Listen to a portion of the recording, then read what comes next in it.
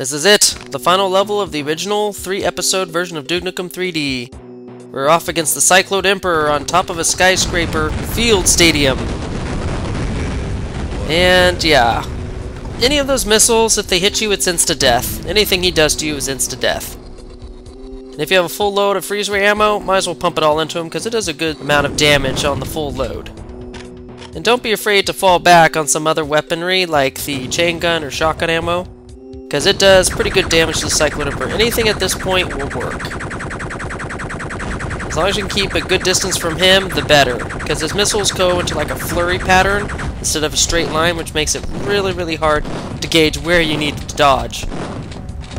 Like right there. And ooh, we are done. That's it! Game over! Let's get ready for some field goal kick.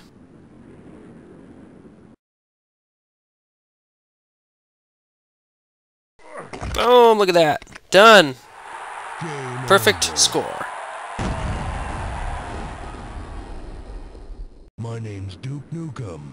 After a few days of R&R, I'll be ready for more action. Aw, come back to bed, Duke. I'm ready for some action now. Ooh.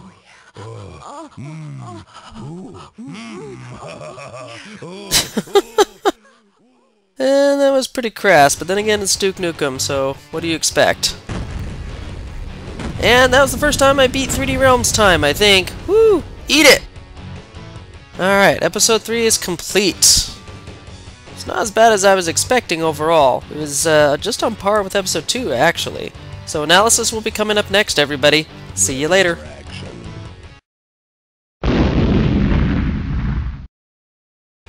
Alright, everybody, this is it.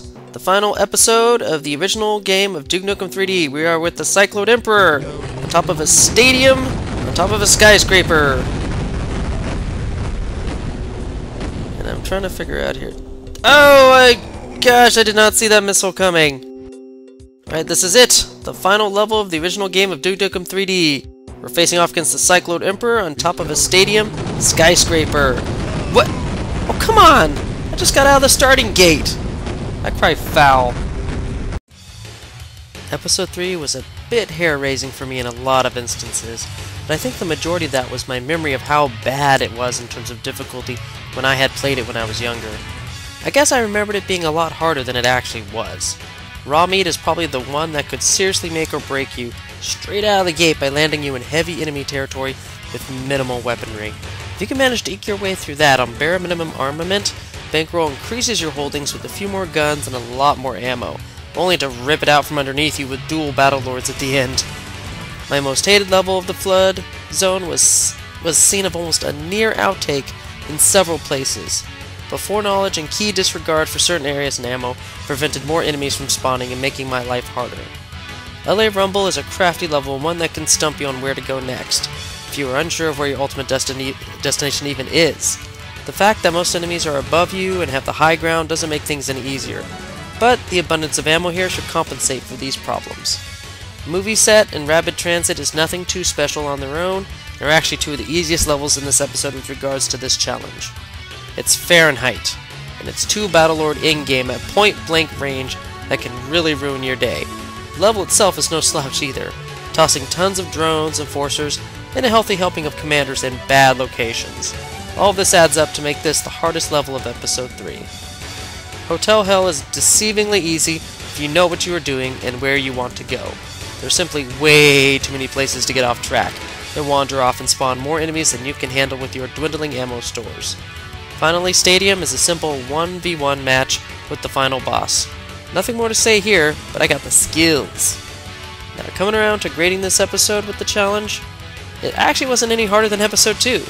There were some easy levels, there were some hard levels, but nothing that truly stood out as being incredibly unfair or that garnered me more than 2 to 3 outtakes overall.